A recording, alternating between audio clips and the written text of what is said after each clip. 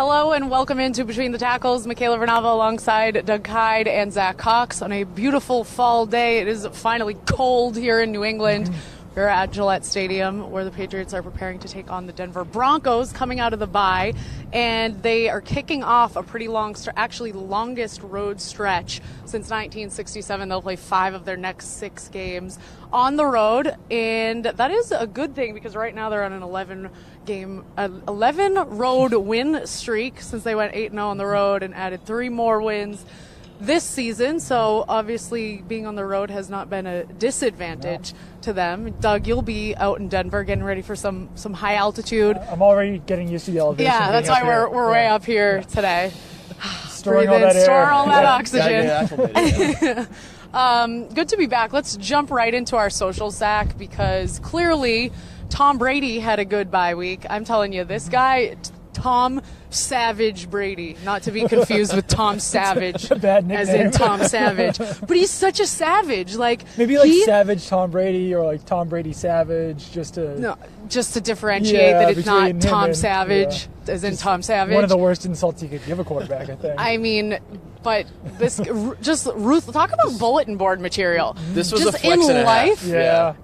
Flex and a half. I like that. Yeah. I mean, first of all, Giselle, gorgeous. I feel like you either want to be with her or be her. If you deny that, you're probably lying.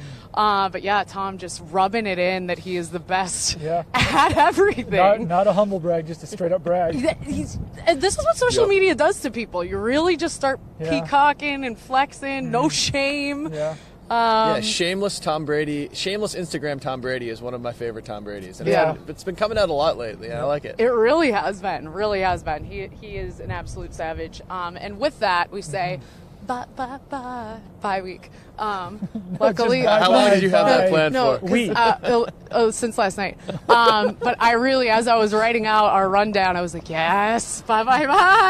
I love NSYNC. And actually, Tom did post the picture of him in the hammock with his kids, and that was his. Do you say had a little NSYNC or InSync? I say in sync. I don't know. NSYNC? I say like in the kitchen sink. Like so in. And I don't emphasize the asterisk. Let's put it that way. What do you say? I think I say NSYNC. Really? But I was corrected about that once, and that it's actually InSync. I've always said InSync, like an I is implied. I've never thought about it. I just kind of sing. InSync. Also like Backstreet Boys. Anyway, bye to the bye week. Back to work. Today the second practice out here. They got back to work on Tuesday, and let's start with some of the roster additions. We're just talking about Ricky Jean-Francois. You almost went like right in the middle of there with so this was a hot topic yesterday of how do you pronounce this defensive tackle's name. It's either Ricky Jean-Francois or Ricky Jean-Francois, and there's really no clarity. Well, I feel like if you're gonna do the French pronunciation of Francois and not Francois, then you should be saying Jean and not Jean. Yeah, the Patriots. It's like very Americanized, and then the way it's supposed to be. Yes. Yeah, the Patriots official announcement of this trade had the little parentheses where it says Jean-Francois, but then if you watch, there was a video about his donut empire, which is my favorite part about Ricky Jean-Francois, that he owns 30 Dunkin' Donuts all down in Georgia and South Carolina. Maybe he'll open some more up here. It's a perfect place for him. But there's a video of him at a Dunkin' Donuts saying, "Hello, my name is Ricky Jean-Francois."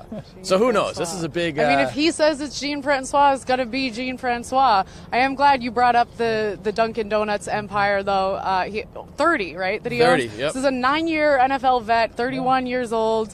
I read a little bit about it, that he started this Dunkin' Donuts empire, I think it was 23? it was in 2013. I think it was when he signed his first big contract with the Colts. I think he got a $22 million contract. Yeah, it was early 20s. He sounds like a pretty smart guy. Yeah. He basically says he doesn't want to be one of those guys on the 30 for 30 that lost all of his money and retires with nothing.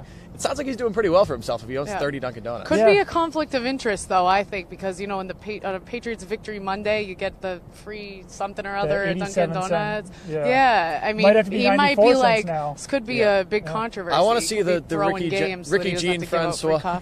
That's true, actually. I want to see the Ricky Jean-Francois, Rob Gronkowski collaboration going on. Yeah. He's a big Dunkin' guy, too. So. I know, the old David Ortiz collabs on. Those are some of my favorites, those songs. But the Patriots also did have brought in a few other guys. What do you know about the guys that brought in for workouts? There's a safety in there. I don't know. I mean, I think that Jean Francois is really the big thing that happened, and that's just adding depth there at defensive tackle. We'll get into the injuries a little bit later, but they definitely needed to throw another body in there at that defensive tackle position just to ensure that they have at least 3 healthy 300-plus pound defensive tackles for these games that are coming up. So that was a smart signing. He was only released, late last month or something. It was like a week ago. By the Packers. Yeah. So he got scooped up pretty quickly. The Patriots obviously feel that he still has something to show the rest of the NFL, but who knows? I mean, he might not be a guy who's here for the rest of the season if the Patriots can get some of their injured players back, but for now, they probably figure that they can plug him in pretty quickly and, get him to do the job for these next couple of games coming up. So just looking for a little insurance. And Philip Dorsett's a guy that they brought in for insurance, and now, like you said, we will get into the injuries more in depth, but he could have to step up to the plate more and is now saying that he's feeling more comfortable here. I know part of one of the quotes, apparently there was some issues with the amount of laundry he had to do. He really made an emphasis on that he had to wash his clothes. He was constantly asking the hotel for coins and such. Now that he's got his laundry under control, there is that a lazy bone service or something. I don't know. People did it in college. I didn't. I washed my own. Yeah, he should. But now that that's under control, he says he's ready to really digest the playbook and step up. And he had the whole. I mean, I think that's part of the reason why we haven't seen him be as productive as maybe he wants to be so far. The whole time. He's a lot of laundry, and obviously dirty laundry. Now he's got rid of the dirty laundry. Well, he didn't have that many clothes. I mean, we were talking to him yesterday. He said that all of his stuff was in Indianapolis until like 2 weeks ago. So he basically lived here out of a suitcase or two, out of a hotel for 2 full months, doing laundry, reading playbooks, all that stuff. Only has 4 catches so far. But yeah, since Chris Hogan probably won't play this weekend, as we'll get into a little bit later, I think you could definitely see his production maybe tick up a little bit, especially because the one game this season that the Patriots have played without one of those top 3 receivers, which was when Danny Amendola was out in week 2. Philip Dorsett had 3 catches, I think 68 yards, had a carry in that game. That was by far his most productive game. So I think you could see, I'm not saying how productive he's going to be, but I think he'll definitely get some more opportunities this week. And I mean, it really only takes one big play for him to be super productive too, because he ran a 4.31 coming out of Miami or something like that. So I think Tom Brady certainly will take a few deep shots with him for as long as Chris Hogan is out. So promising signs, and apparently he's also a big bowler, and we're actually staring at Splitsville right now. And when he was living at the hotel, which is also kind of near us right now, he'd just walk over and bowl. So apparently he bowled at 257, which is pretty impressive. Not Mookie Betts territory, but I was going to say that. Yeah, they should have a little duel, Red Sox Patriots bowling duel over here at Splitsville. But promising signs, and also that he certainly has been here now long enough to think that he should be able to grasp the playbook and make an impact on the offense. And let's move now to the injury update. Out at Tuesday and Wednesday's practices, offensive tackle Marcus Cannon, defensive tackle Malcolm Brown, wide receiver Chris Hogan. But back are Eric Rowe and Stephon Gilmore. But McClellan is Shea McClellan. I almost called him Sean. Probably not going to see him, it sounds like. And also Dante Hightower. We pretty much already knew that, but that's where we're at. Let's start with the McClellan factor, because he's a guy that we thought could come in and maybe relieve some of that Dante Hightower being out and kind of step up. So Bill Belichick confirmed today, actually in his news conference, that Shea McClellan will not be returning off of injured reserve. It's been out there for kind of a while that might be concussion issues that Shea McClellan is dealing with. I think that Jeff Howe confirmed that yesterday, that it is concussion issues that he's having. So that's really scary. I mean, this is something that's now turning into a full season injury. He won't play at all this year. So you almost have to start thinking about his career as well, because if he can't play for this entire season, what's going to happen next year? So you definitely feel bad for him. I think that we're kind of overstating the loss of Shea McClellan this year, just because he, quite frankly, has not been very good throughout his career. But he would have been some valuable depth for the Patriots at linebacker, at defensive end, that they now don't have. I'm not sure if he even would have been thrust into a starting role over guys like Kyle Van Noy or Landon Roberts or Cassius Marsh or Dietrich Wise. But it would have been nice to have a guy who can play a bunch of different positions, who could fill in where he's needed to, might play, 20, 30 snaps per game, and now they don't have that. So not only do the players that they have to stay healthy, they have to be good enough to be able to continue to stay on the field and deserve those reps that they're getting. Yeah, and him being out kind of affects them in a bunch of ways, because you have to imagine that the Patriots did think that they were getting Shea McCollum back. That's why they returned him to practice. He was going to be, we all expected him to be activated this week and play in this Denver game. But the fact that they did think he was coming back, I think definitely changed the way they approached the trade deadline. I think if they knew that they weren't getting him back, they would not have been as quiet as they were. I mean, obviously outside of the Jimmy Garoppolo trade, but I think they would have made a move to add someone either at defensive end or at linebacker. And the fact that they brought him back to practice burns an IR designated to return spot. They only have 2 of those, and I mean, I think that's kind of a dumb rule. I think they should be. I mean, I think you should be able to bring a guy back to practice, see how he feels, and if he's not ready, then I don't think it should cost a team an extra spot. It's not like they played him in a game. Right. Yeah, but I mean, but rules are rules. So now they can only bring back one of either Malcolm Mitchell or Vincent Valentine. Still up in the air whether either of those guys will be ready to come back at any point this season. We haven't seen either of them on the practice field, but now they burned a spot on someone who's not going to be able to play at all, which is unfortunate for them. Yeah, and I mean the Valentine part is interesting because obviously they just signed Ricky Jean-Francois. We just talked about that. He's a defensive tackle. Vincent Valentine is a defensive tackle. So maybe if Ricky Jean-Francois can give the Patriots what they were expecting to get out of Vincent Valentine, then maybe you bring Malcolm Mitchell back instead if he can come back. If Ricky Jean-Francois isn't giving them what they want to or what they could have expected out of Vincent Valentine, then maybe as long as injuries stay away from the rest of the wide receivers, maybe you bring back Valentine instead of Mitchell. But there's definitely a decision to be made there. And complicating matters further is the fact that Malcolm Brown, like you said, has not been practicing. He's got the ankle injury, so we don't really know when he'll be back. If he can't make this trip to Denver, then maybe he doesn't play in Mexico the next week as well. So some of these injuries that we're talking about this week might carry over the next week too, because the Patriots are spending the week out in Colorado before they go to Mexico City. And I mean, I guess they could fly a player out there if he's questionable to play the next week, or maybe they'll fly a guy out midweek or something. But it's just an unideal situation with the injuries. Yeah, so it is a sticky situation because, as you mentioned, the issues along the defensive line. But then Chris Hogan had his arm in a sling that last practice that we saw before bye week, and now is still not out at practice. So bringing Malcolm Mitchell, he was pretty solid last season when he was able to play, pretty reliable. Did get that giant Lombardi tattoo on his calf. But bringing him back, especially if Hogan, I mean, what's the latest that you guys have heard on Hogan in terms of the long term for this season and him coming back and being able to be productive? Not a whole lot out there right now. I mean, the last time we saw him, his arm was still in the sling, right? Yeah, the last report that we heard was that he doesn't need surgery, which is a positive sign, but the fact that he is, I believe it was Ian Rappaport that reported this a couple weeks back, that he'll probably miss a couple weeks. So we didn't expect him to see him this weekend. I would be very surprised if we see him down in Mexico, but it does sound like he will be, unless he hits any setbacks here, he should be ready to go at some point before the end of the regular season. It's an AC joint, isn't that what Jimmy Garoppolo had, Jimmy and Garoppolo then had, and Tom Brady played through it at the beginning of last? Different as a quarterback, though. Yeah. There's but varying wouldn't it degrees make it harder as a quarterback than as a receiver? Depends on what shoulder it is.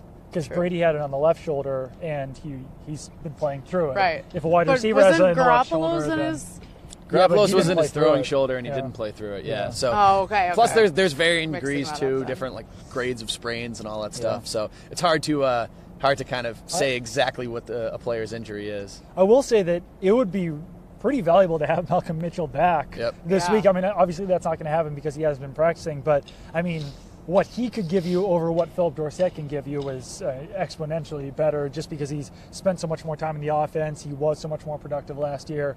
Dorsett might be the more physically gifted player, but Mitchell certainly has the mental aspect of the Patriots offense down better than it seems like Dorsett does. I think Mitchell has a little bit more of the versatility too, just the ability to kind of run different routes. He's not just a strict deep threat, which basically is what Philip Dorsett is at this point. So looking at the guys that came back, Stephon Gilmore and Eric Rowe, let's also phase this into our next segment, which is scouting the Denver Broncos, because they have returned to practice. So if they do play, which we'll get into if you don't want to get into if you guys expect them to, but the Patriots secondary has looked decent and they're definitely improved, and that came without these guys. I'm feeling like this offense could be a good ease back in for them since the Denver Broncos offense is not that strong. I would hold out Rowe another week at least. I'd probably bring him to Denver with you just so he can be out there in case they need him against Mexico City. And we see him walking around the locker room, and he does not.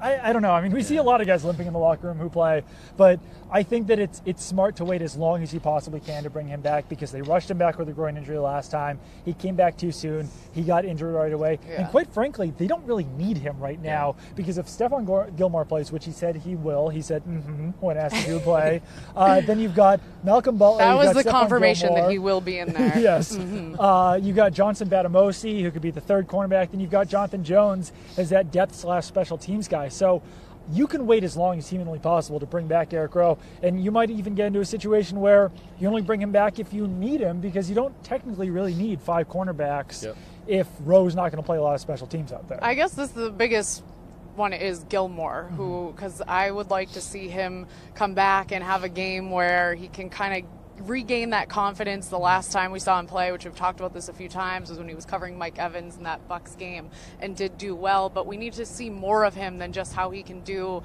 when he's on man, and to see him be able to kind of, I don't know, I just feel like after being out for a few weeks, he's going to need to maybe shake some of the rust. You want to see the communication issues cleared up. Right. The ones that was really his big problem early in the season. It's not that he was getting just beat down the field by guys. He was in the wrong spot and he was doing the wrong things. At least it appeared that way from us watching it. And that's going to be the biggest thing to watch as he gets back in the lineup, which again we think he should be back in this weekend.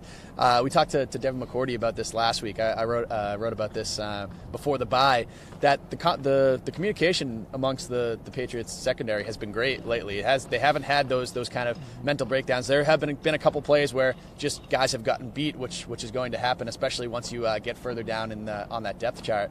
But putting a guy in Stephon Gilmore back in, who was, at least from an outside perspective, kind of the source of a lot of that kind of miscommunication and unrest in there.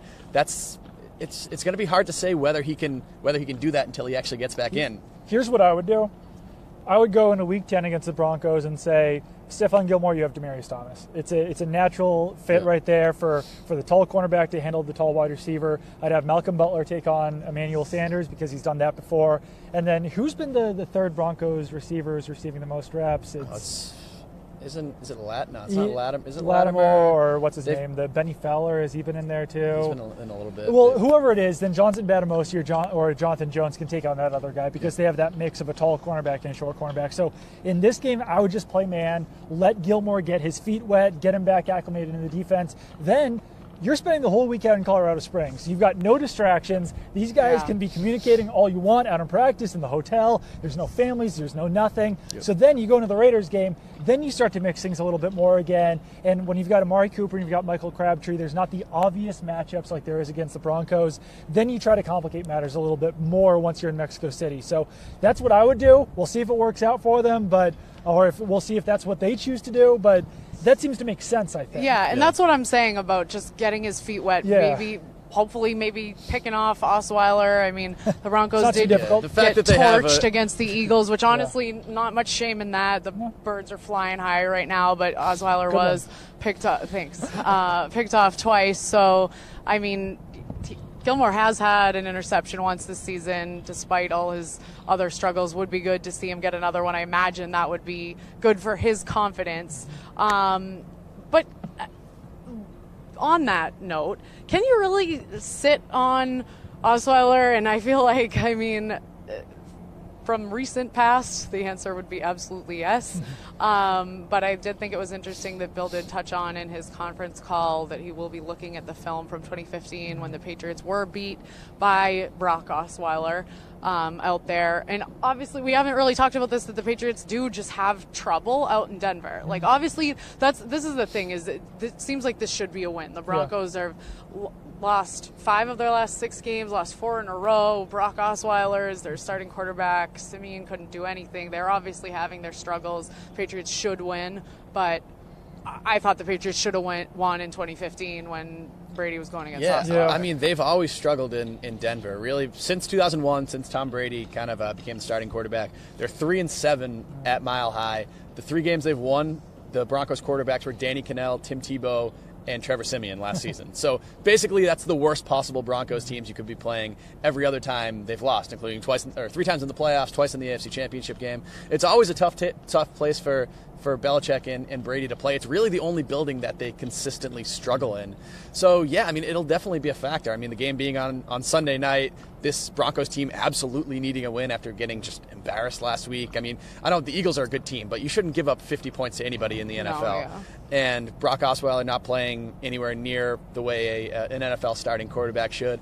I would assume that this will be a very motivated Denver team, a very fired up Denver crowd. So it'll be a tough place to play. But like you said, I mean, I just think even as talented as the Denver defense is, I think they're kind of underachieving a little bit this year, and the offense is so bad. That's what I was just going to say. When you say you shouldn't be giving up over 50 to any team, yes, the Eagles are very good and look like very legitimate Super Bowl contenders, if not, I think they are favorites across they should the board. be right now. I mean, but the Broncos defense is their team. It is their strength, and the fact that they gave up that many points, it's definitely concerning. Yeah.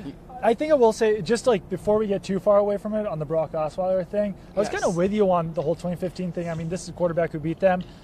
Brock Osweiler has gone through a lot since then. I want to ask you about that. The mental space that Brock Osweiler is in at this point of his career is a lot different than it was in 2015 when you were talking about a guy who was supposed to be the heir to Peyton Manning's throne in Denver. He was almost a Jimmy Garoppolo over there. Yeah, absolutely. Since then, he didn't receive, I guess he received a decent amount of interest in free agency, got scooped up by the Texans, Massive contract. Unceremoniously traded to the Browns, where the Texans had to give up a draft pick just to get him out of the building. Then the Browns, who don't ever have a quarterback, didn't like him enough to keep him around, released him. Now he's back where he started with the Broncos, and it's like this depressing homecoming of like. Okay, but here's where I do agree. Him going to the Texans was a total dumpster fire, and I remember him. The Broncos basically lost him to the Texans because he did get a max contract, got paid more to go down there, and then it was a dumpster fire. The only reason I'm saying maybe don't sleep on him is how much of that can you chalk up to him not fitting with what the Texans were trying to do and fitting with that system, and maybe him coming back and to Denver, to Broncos, to It Denver. is a different system, though. That's the problem. It's not Gary Kubiak anymore. It's, right. Vance Joseph. But Vance Joseph is having the time of his life, so it's really bad. I literally can't see. Our other producer Andre is going to love this. I literally can't see Vance Joseph's name without hearing Sergio Dipp's in my voice in my head. And here we are. I'm going to get so sick of it by Sunday. But yeah, I mean, the fact that Osweiler has now flamed. You can see us now on the screen. He's flamed out now with 2 teams in the last 6 months, and really he couldn't start until week 8 here with Denver. Yeah, got beat up by Siemian. Basically, Siemian had to. I mean, Siemian threw 10 interceptions in 7 games. I think the Broncos basically had to bench him, or else the defense was going to riot. And then the only reason he's playing is because Paxton Lynch is still hurt too. So it's a confluence of unfortunate events for Brock Osweiler. Hey, he's still in the league, so you got to say something about that. But I don't know. I do not think he is a very good NFL quarterback, to say the least, right now. Yeah, to be determined. But he did show flashes a couple of years ago. That's the only thing that I'm thinking holding on strong is maybe I'm trying to give it to him that maybe he makes a turnaround. Because if you're at the end and it's like you're either, I mean, if he can't pick it up, he will be out of the league. Yeah. So maybe there's enough motivation there, and that perhaps we shall see. Because going to Houston, not fitting with that system, and then going to Cleveland, where I always say that quarterbacks go to die. Maybe he comes back here and revives his career. Maybe not. That is to be determined. Yeah. As far as Denver's defense, even though they let up so many points to the Eagles, my concern is with Von Miller and keeping Tom Brady upright. That's my concern. Marcus Cannon was out of practice. Nate Solder has had his fair share of struggles this season. I'm concerned about that because now we get Brian Hoyer waiting in the wings. If anything, God forbid, I'm not even going to say it. No, it's. I keep hitting myself in the knee, and it's like being at the doctor and the reflex. I think I'm kicked ugly. It's a very valid concern right now because I mean, if you look back to the game that the Patriots and Broncos played last year, Marcus Cannon completely erased Von Miller from that game. He didn't have a single sack, didn't have a single quarterback hit, and that was a guy that finished second in the league in sacks last year. He was an All-Pro. He's one of probably the best pass rusher in the entire league, and he was a non-factor. Now you're probably not going to have Marcus Cannon in this game. You're going to have Adrian Waddle, who didn't play. I think he played one snap all of last season. Actually been sneaky okay this season. Yeah. I mean, he played. He got thrust into action against the Texans. Did a pretty decent job against the Texans pass rush. I mean, they obviously had a decent game, but he didn't get run over, and then had another fairly good effort against the Chargers pass rush last week. But that's a big mismatch. I mean, if you're in Denver right now, that has to be the big matchup you're circling on your whatever you would circle matchups. I will where I was going with that one. I was thinking about this. The fact that they did so well, and so well as I guess I don't know.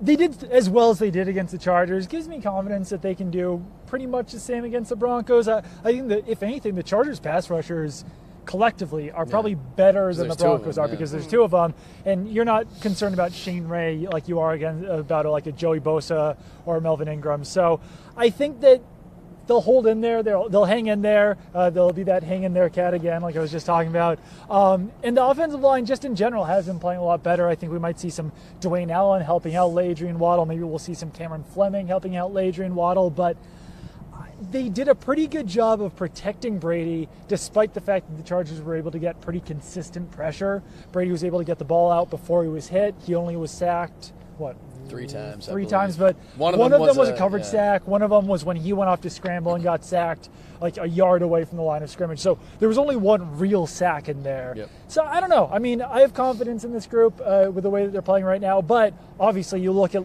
Adrian Waddle against Von Miller, and that is something that you circle on something. Somewhere you circle. Somewhere we're circling. I'm envisioning some beautiful mind we're drawing on windows. Yeah, just like crazy well. Yeah. You know who is the unsung hero for the line's improvement? Dante Scarnecchia. There we go. Inside joke leads us to superlatives. That was who I had for my posts. Was that after the season, last season that we did that? Dante Scarnecchia. And I'm not joking. I think Dante Scarnecchia is a great offensive line coach. Is he the unsung hero again this year? I think don't know he's been yet, sung because too much to be unsung now. We're not at the end of the season, but we are at midseason, and it's mid-season. time for midseason awards. So who's your unsung hero? There is no unsung hero for midseason. It's at the end of the season. We don't have a hero. There's no time for heroes yet. There is. There's still a lot of no. If you name a hero, then nobody's a hero. Somebody better step up and be a hero. Who's my unsung hero so far? Me. No. All right, let's get into midseason That's a hard superlatives. no on that one. Starting with most valuable player, Zach, go. I mean, I think we both have the same one here. Tom Brady. I don't think there's anybody else on this team that can even come close to the value that Tom Brady provides.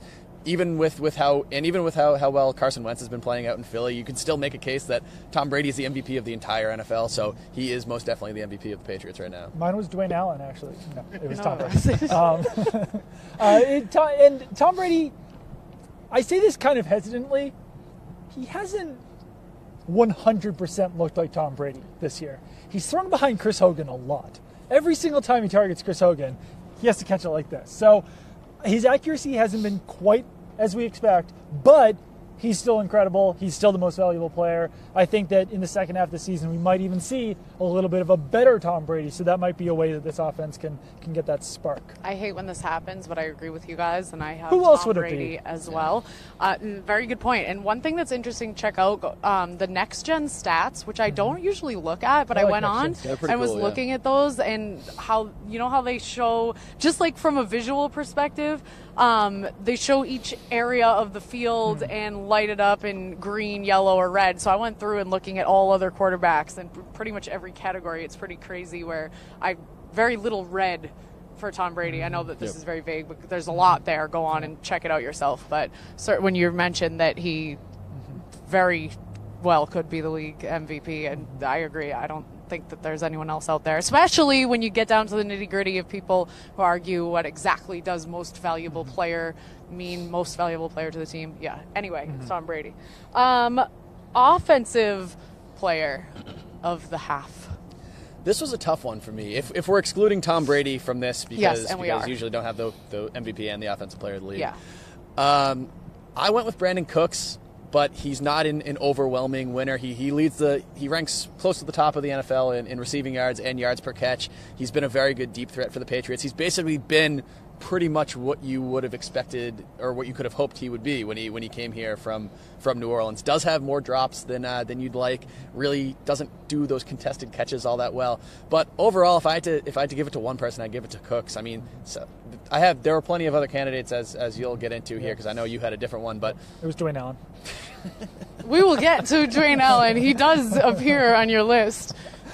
Who's the offensive player? You're confusing everyone. Mine was Rob Gronkowski, and it was like kind of just to be different from Zach because I didn't want us to have the same guys the whole time. You guys did this blind. You got to do it blind. I know I wanted to do it blind, but then man, you got to put it together eventually. Oh boy, I was just sorting it. But I chose Gronk just because he's on pace for another great season, 10 touchdowns. He's gonna have 1,000 yards. He hasn't, once again, like Tom Brady, looked totally like himself, but I think that goes back to what you were saying, where there wasn't like an obvious choice as offensive player of the year. And Gronk is still third among tight ends in yards. He's got the 5 touchdowns. He's been Gronk-like light. Yeah, I feel like the eye test and the numbers haven't really matched up with Gronk this year. Right. I feel like his numbers are very good. Yeah. He's on pace for like you said, another 1,000-yard season, one of his most productive seasons. But when you look at him, you don't.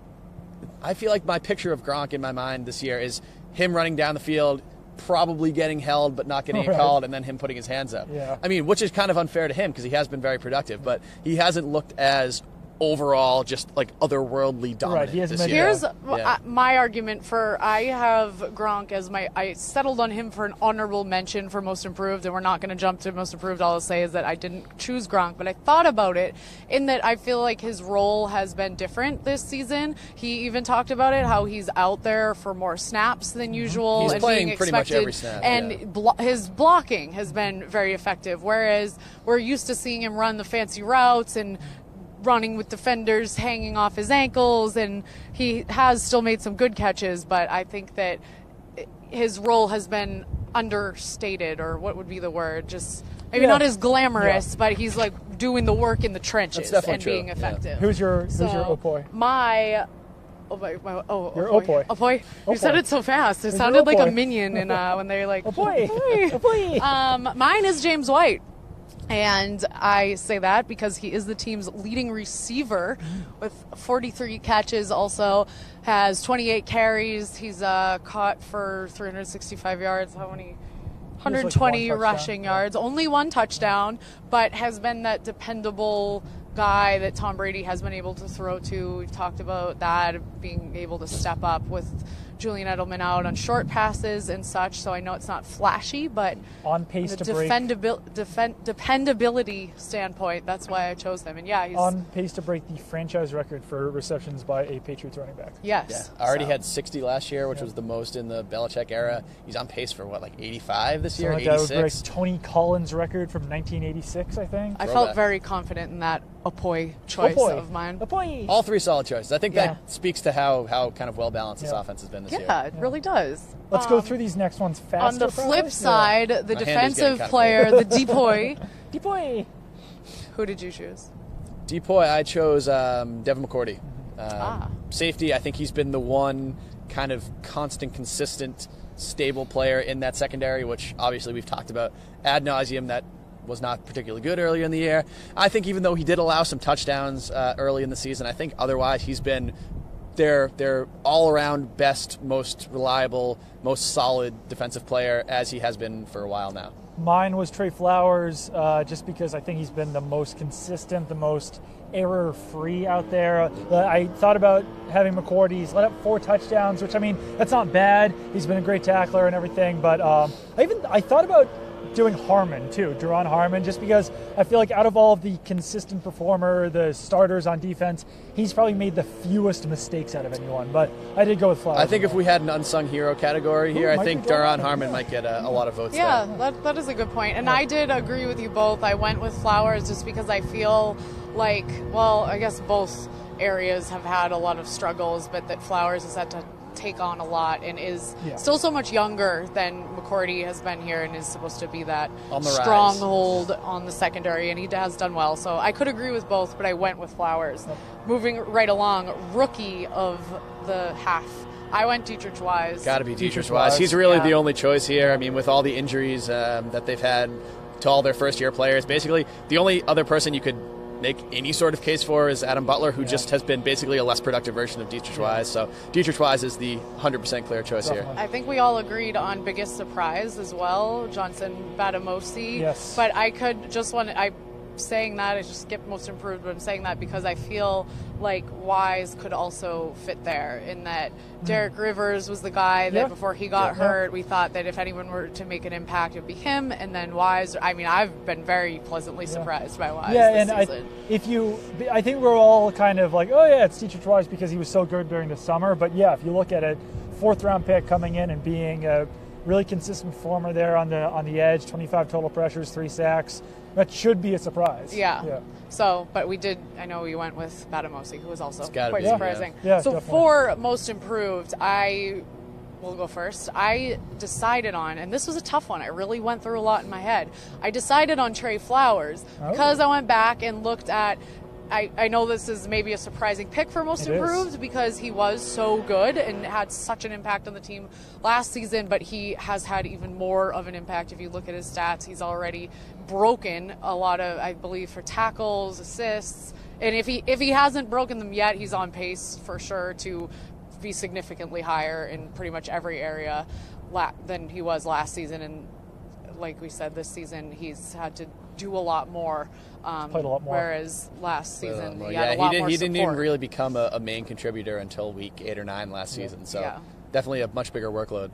I chose David Andrews, center. He was kind of a middle-of-the-road center last year, maybe even towards the bottom half of starting centers. And he's Pro Football Focus's 3rd-ranked center in the NFL this season. He's been really consistent there. I keep using that word in the middle of the Patriots' offensive line. And I think that he's kind of helped bring that unit together this year. He's doing a good job as a captain. So all in all, a much better season for David Andrews this year. And he just signed a big contract. So that's kind of a rare thing in the NFL for a guy to sign the contract and then get that much better. Yep.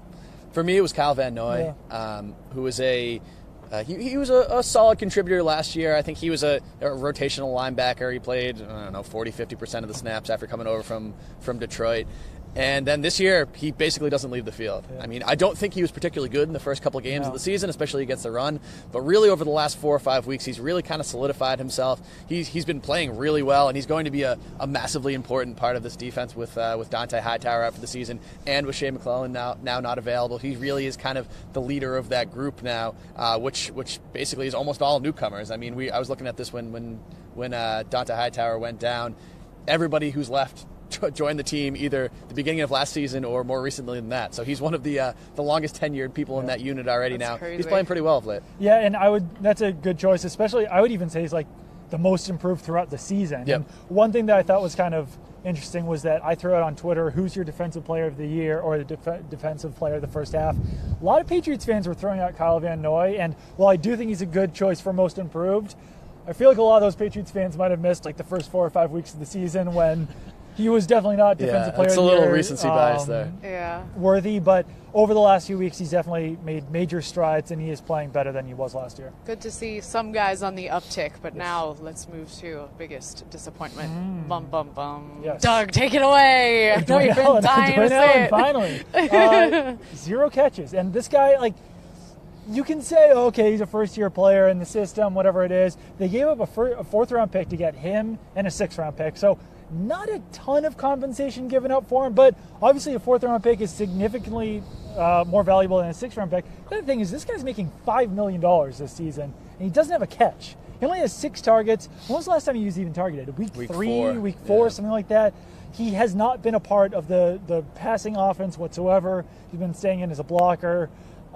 Pretty major disappointment there. Yeah, I completely agree with that. The only reason I went with Stephon Gilmore instead, and the only reason being that I did have higher expectations for Dwayne Allen than he is delivering, but I had sky-high expectations for Stephon Gilmore, and I have below rock-bottom low results as of right now. So I think it was the bar was the reason that I went with Gilmore instead of I went with Gilmore as well. I personally didn't think that he was going to be like an all-pro or anything like that this season, but you're paying him $65 million, and the sample size that we've seen so far, which obviously is only about half the season since he's been injured, has not been good. He's basically had 4 really bad games, 1 pretty good game, and then he got hurt, and then we haven't seen him since. So I do think there's a lot of time for him to I guess, redeem himself and become, if not a star, at least a solid part of that defense. We just haven't seen him yet, and for somebody making that much money, you need to see it. And going back to Dwayne Allen for a second, I posted the other day his stats through 8 games compared to Martellus Bennett's last year, and I got a lot of people saying, come on, like, he's a blocking tight end. What do you expect from him?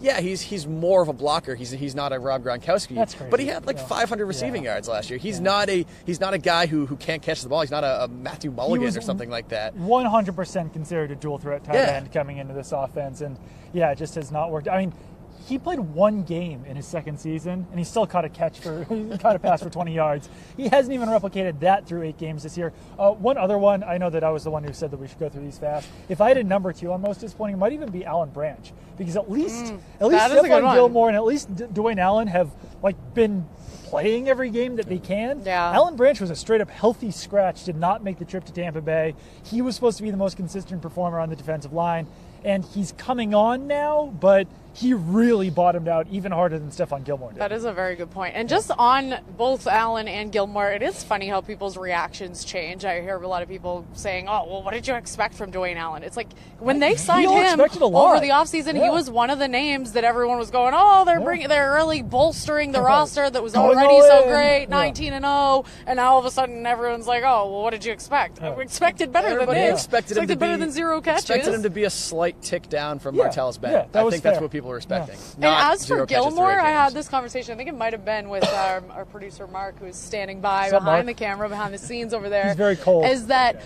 the expectations for Gilmore, when you said you didn't expect him to go all-pro or anything, that actually is a very good point. I talk about him as if I had such high expectations, and I've realized that I honestly think that did come from not solely, but a lot because of the contract, and a lot because they gave him that contract when they had Malcolm Butler that they could have shored up and figured all of that stuff out, and instead they give all that money to Gilmore. But the example that we discussed was when you do think Stephon Gilmore, I know that he was good, but one of the plays that really sticks out was him getting roasted by Chris Hogan, and then just kind of throwing his hands up before the play was even over. So it does kind of, I'm saying as myself as much as everyone else, when you kind of change your expectations. Now it is like hindsight, I'm like, I don't really know why my expectations were so high. Some of the in Bill we trust factor where like, wow, if Bill Belichick was willing to pay this guy $65 million, he must be awesome. And he hasn't been awesome so far. So. And you'd think we'd learn that especially when it comes to the secondary. That's one area where in Bill we don't trust. I don't trust. There's a hot take out there to be made to juxtapose Stephon Gilmore getting beat by Chris Hogan and throwing his hands up in the air before he crossed the end zone line to Malcolm Butler chasing down Melvin Gordon and trying to force that fumble at the end of that big play against the Chargers, where you have one cornerback giving up on the play before the guy scores and the other one running about 25 miles per hour down the field to try to strip the ball at the end. That's a hell of a I'm not going to make the hot take. I can see that meme on Twitter. Right just now. Real quick. That's like what the did NBA you versus think of him NHL trying to force the deal. fumble? I thought he should have just tried to make the tackle on that, because I think he could have stopped him right before the end zone. It would have had to be like a horse collar, though. I feel like right at that point. I feel like it. Because if he had tackled him through, because he got up behind him, and since he was able to try to make, I felt like instead of making that move, he could have just dove and tried to get him down. Didn't try to do like a WWE but even just move trip him up, he wouldn't have fallen into the end zone at that point. It would have been like around the 5. I thought he caught up to him by the 10 and could have gotten him to trip before. I was surprised by it. And I tweeted that, and I had a lot of people saying back to me that, they would have just scored, and it's like, okay. Shut up on Twitter. Just shut up. It was a good conversation. Stop bothering me. Stop bothering me. It was a good conversation. I was curious just what you guys thought of it. Just shut up. In that situation, it's almost like, letting LeBron James do you want to let him score on a breakaway, or if you have a chance to make him earn it at the line, make them earn it at the goal line? Yeah. Maybe that's what everyone was saying to me, is that their goal line package is not that good. They're not going to be able to stop them. Okay, fair enough, but at least make them try rather than the guy just running it in. Your meme? I view that as a positive play from Malcolm Butler. He came, and his speed was very, very impressive. I had to hand it to him. Yeah. But it's it's like you shouldn't have to hand it. That's how everyone should be giving it. They're all out there. That's the kind of effort I want to see. Yes, great effort by Malcolm Butler. Final thoughts? Anyway. No. I think that was our final thought. Yes. Those are our final thoughts. Want to hear one final thought? Rah, Malcolm Butler. One One final thought. It's a throwback to last year. Oh, God, KP! King Philip football, 22-0. Wow. Going for I man. think the sectional title. They were state champs last year. They're going for the sectional title against Bridgewater Raynham this Friday night. It's supposed to be like 20 degrees. This is I might your come alma back. mater? Is this it's your my alma alma mater? mater. I haven't watched a high school football game since like last year. And I think. Zach's been Might make plugging a trip this high down. school football team. He's going since. to rock the varsity jacket. Believe me, the team was horrendously bad when I was there. Probably a part of a factor that I was on the team. Ever since I left, they've been At awesome. least They're he's 22-0 honest. right now. At least he's They're going honest. for another state championship, another Super Bowl. So Nice. good luck, KP. All right. I was waiting it. for it. I'm surprised we got midway through the season without it coming up, but I go KP. Yeah. I drive past KP every day when I come to Gillette, by the way. It's a great Nice. school. It's a fun fact. Good final thought. All right. Signing off. Keep it on NESN.com for all your Patriots news. There go my notes. And we will talk to you next week. Thanks for listening.